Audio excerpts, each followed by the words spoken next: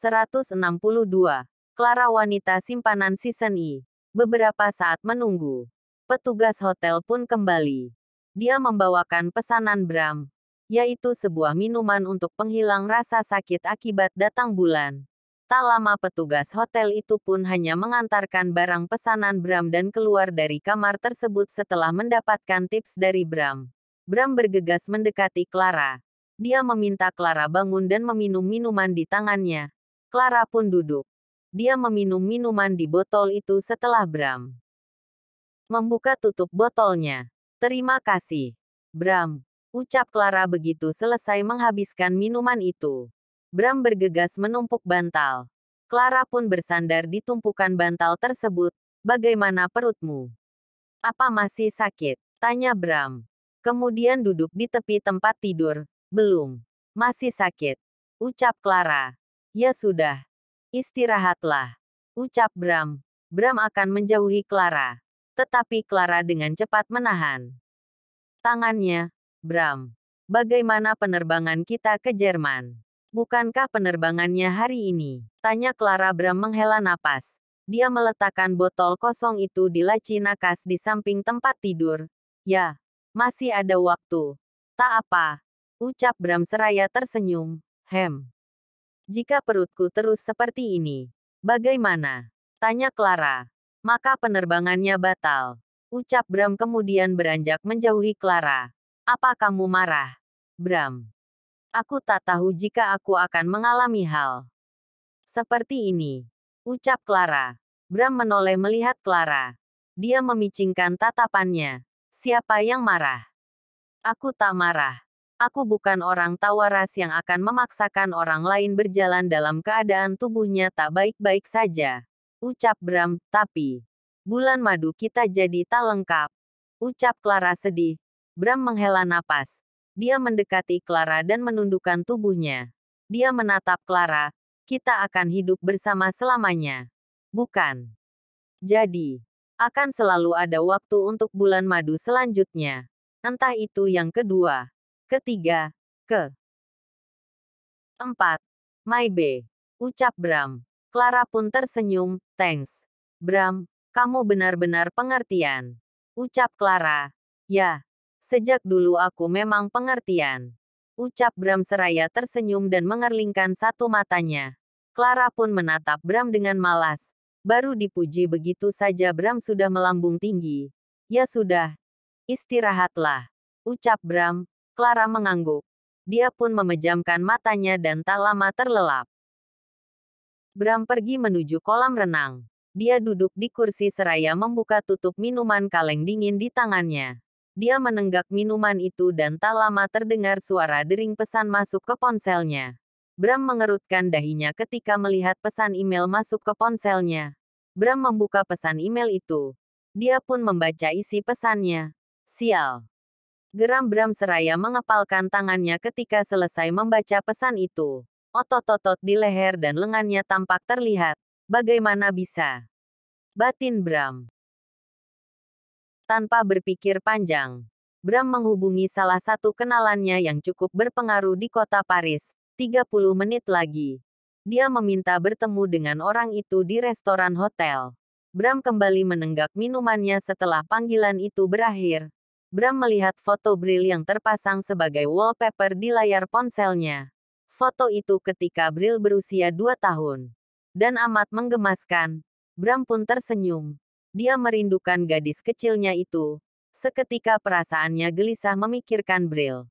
Meski kini Bril berada di tempat yang aman, di mana Bril berada bersama keluarga Bril sendiri.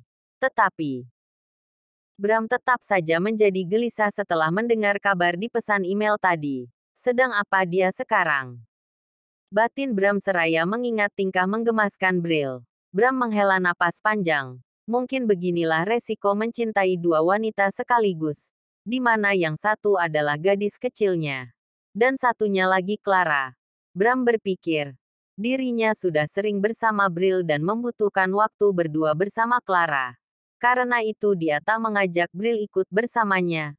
Namun, setelah mendengar kabar di pesan email tadi, Bram pun seketika menyesal karena tak membawa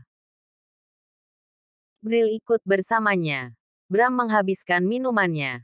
Kemudian beranjak dari kursinya. Dia pun kembali ke kamar dan melihat Clara masih terlelap. Bram membiarkan saja Clara beristirahat. Dia bahkan tak akan memberitahu Clara bahwa dia akan menemui rekannya nanti. Dia tak ingin Clara merasa terganggu. Apalagi keadaan Clara sedang tak baik-baik saja. Bram mengambil celana panjangnya. Dia bergegas memakainya dan pergi ke kamar mandi. Bram mencuci wajahnya. Setelah itu dia keluar dari kamar mandi dan mengambil kemejanya. Selesai memakai kemejanya, Bram mengambil jam tangannya. Dia memakai jam tangan itu. Kemudian mengambil sepatunya. Bram mendekati Clara ketika sudah selesai memakai sepatunya. Dia mengecup kepala Clara dan membisikkan sesuatu di telinga Clara. Aku akan keluar sebentar. Bisik Bram. Clara sedikit bergerak. Tetapi matanya masih terpejam. Dia tak terbangun meski sedikit terusik karena kecupan Bram di kepalanya. Bram pun keluar dari kamar. Dia bergegas menuju restoran hotel. Bram sampai di restoran hotel. Beberapa saat menunggu akhirnya. Rekannya datang ke restoran tersebut. Halo, Pak Bram. Bagaimana kabar Anda? Tanya orang itu. Baik, Pak Chris, maaf. Jika mengganggu waktu Anda. Ucap Bram. Tak masalah. Kebetulan pekerjaan saya tak terlalu padat hari ini. Ucap pria bernama Chris tersebut. Oh, syukurlah. Silakan duduk. Pinta Bram. Chris pun duduk di kursinya. Dan disusul oleh Bram yang juga duduk. Bram memanggil pelayan. Pelayan itu pun bergegas menuju meja Bram. Anda mau kopi? Tanya Bram seraya melihat Chris. Ya, boleh.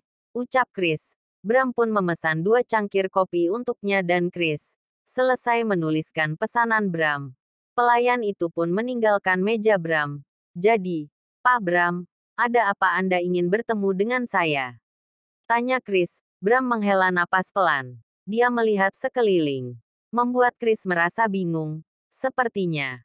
Apa yang akan Bram katakan ini cukup serius. Bahkan jika tak penting. Bram akan mengatakannya di telepon dan takkan meminta bertemu langsung dengannya. Begini, saya harus kembali ke Indonesia secepatnya. Ucap Bram. Chris mengerutkan dahinya.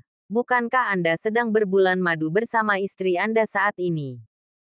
Tanya Chris. Ya. Seharusnya hari ini saya terbang ke Jerman, rencananya. Saya akan kembali dari Jerman ke Indonesia. Sayangnya, istri saya sakit. Dan saya harus kembali ke Indonesia secepatnya karena ada pekerjaan mendadak. Saya tak menyiapkan apapun untuk keberangkatan menuju Indonesia dari Paris. Tolong bantu saya menyiapkan segala keperluan untuk keberangkatan menuju Indonesia. Jika bisa. Saya ingin kembali ke Indonesia besok. Ucap Bram. Cukup mendesak. Ya, ucap Chris. Bram mengangguk. Perhatiannya teralihkan ketika pelayan datang dan meletakkan 2 cangkir kopi di mejanya. Thanks, Sir. Ucap Bram. You're welcome, Sir. Ucap pelayan itu seraya tersenyum dan meninggalkan meja Bram. Bram kembali melihat ke arah Chris. Bagaimana? Apa Anda bisa membantu saya? Masalah biaya. Tak perlu cemas, berapapun itu. Anda tahu saya sanggup membayarnya. So, semua bisa diselesaikan dengan uang. Bukan? Ucap Bram seraya tersenyum. Kemudian menyesap kopinya. Chris pun terdiam. Dia larut dalam pikirannya dengan tatapan terus tertuju pada Bram. Bersambung. Jangan lupa subscribe, like, komen dan bagikan ke teman-teman semua. Zangelnuts Novel.